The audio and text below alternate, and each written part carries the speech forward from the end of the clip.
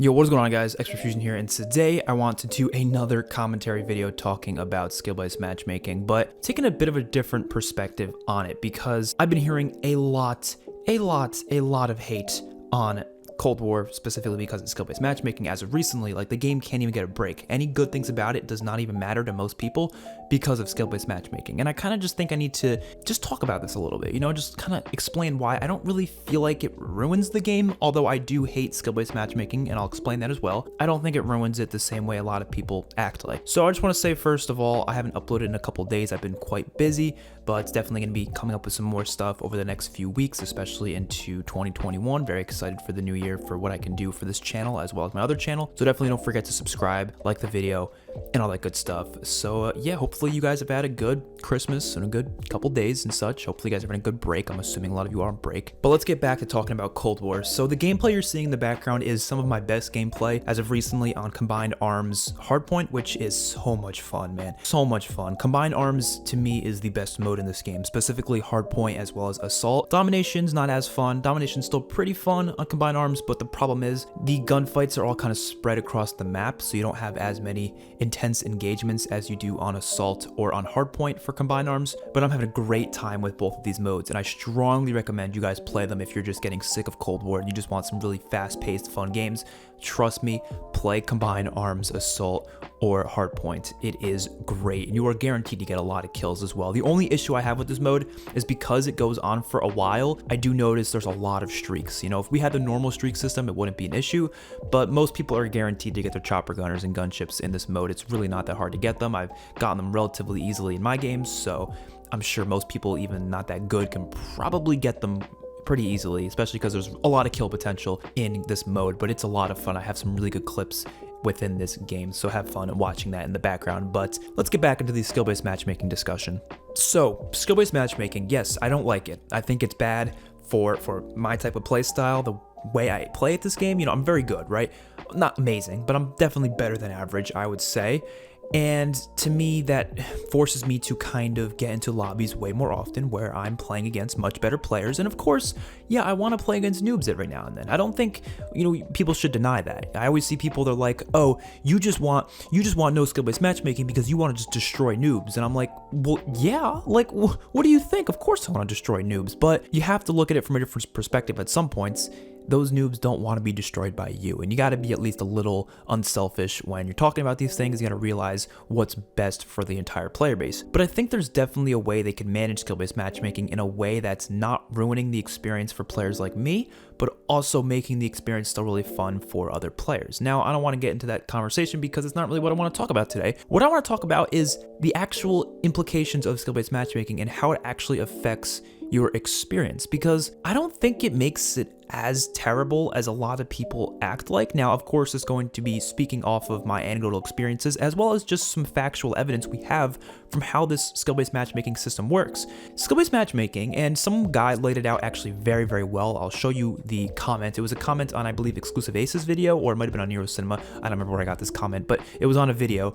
And, you know, obviously this isn't like evidence or anything, but he displays pretty accurately how this system works, right? Why this system's in place. So we're gonna read it here for you guys. So he talks about how a former Activision Analytics intern made a TikTok series talking about how this, you know, system works and such. Now, I don't know how true that is, but I don't think that changes the fact that the stuff he's stating here is actually very accurate to how it works in the game. Like, he's not just saying this, like, this is stuff that Exclusive Ace and Drift are able to actually find themselves. So even if this isn't true that an intern was actually saying this, we at least know this based off of the testing that they've done.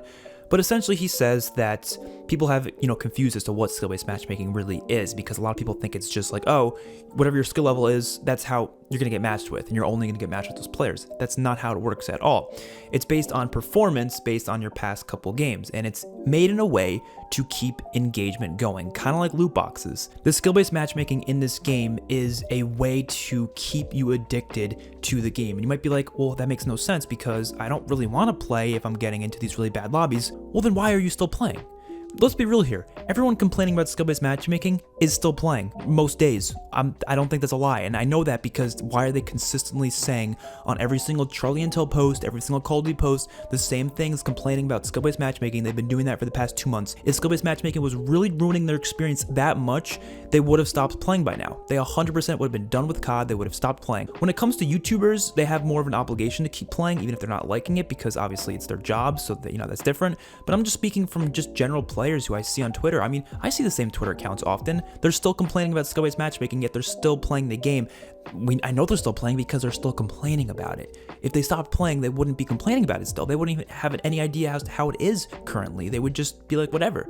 So it's working. It's still getting players like us who hate the system to keep playing, but it's also getting players who absolutely love the system because they're, not that good and they want to get paired with players who aren't that good as well.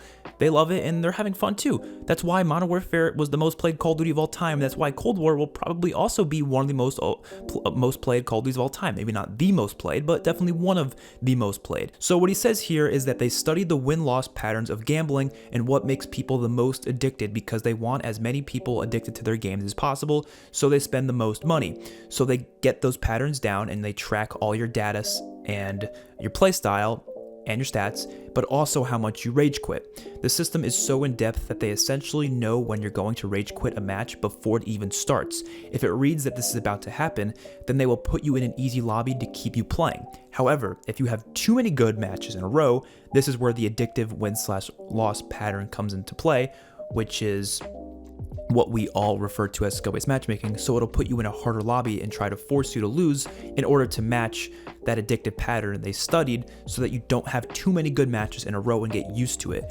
My theory on why really high level players get stuck in sweaty lobbies is because they've sort of broken the system. It's impossible to force a 2.0 KD player to go negative or get him to rage quit because he's not, short-tempered or whatever.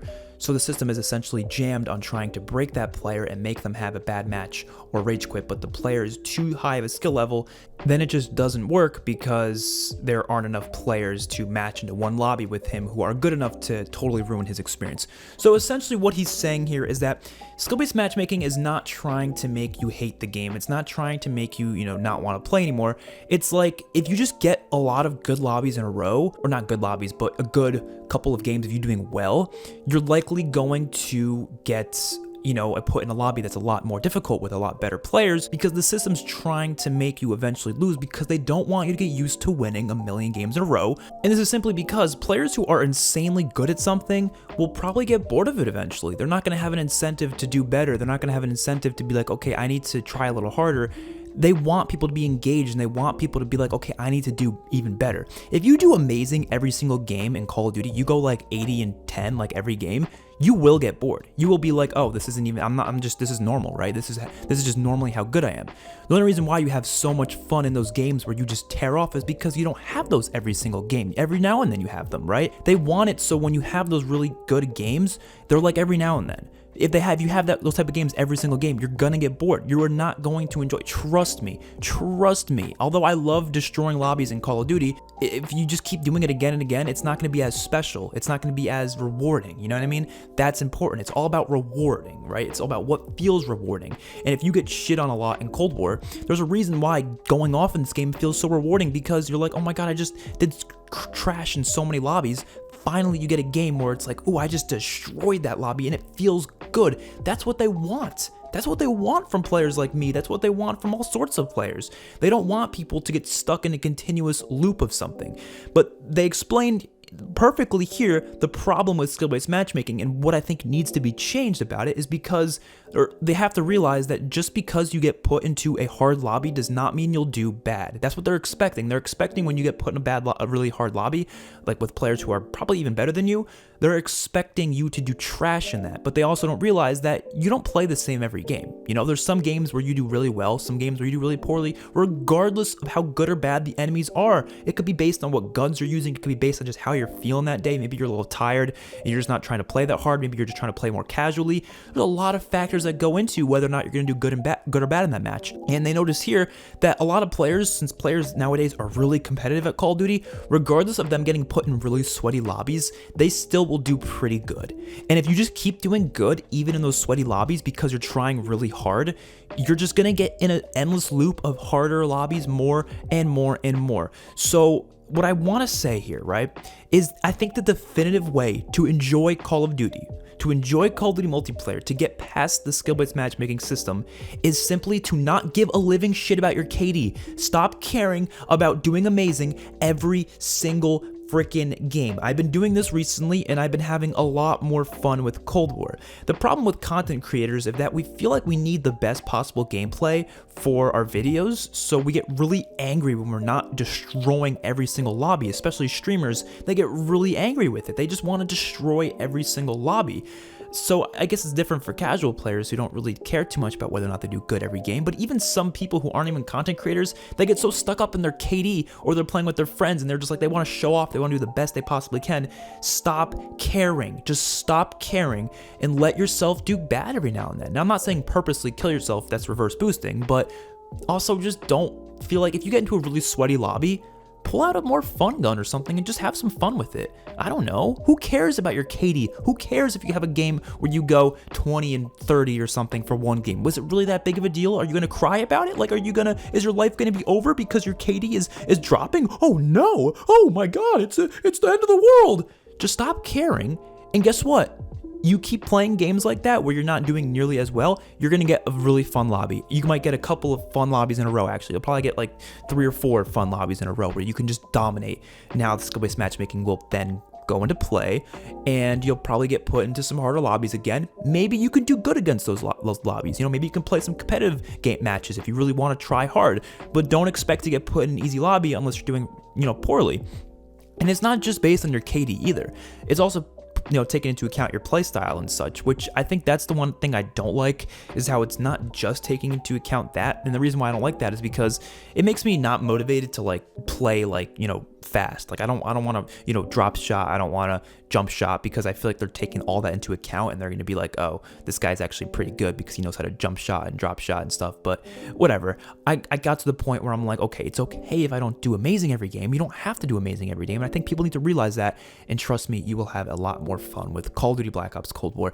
That is the video. Hopefully you guys all enjoyed. Let me know what you think in the comment section below. That's just essentially just how to have fun in this damn game. Stop caring so much, because I don't think it really ruins the whole experience. I think you're just letting it ruin your experience. So I'll see you guys in the next one. Peace out.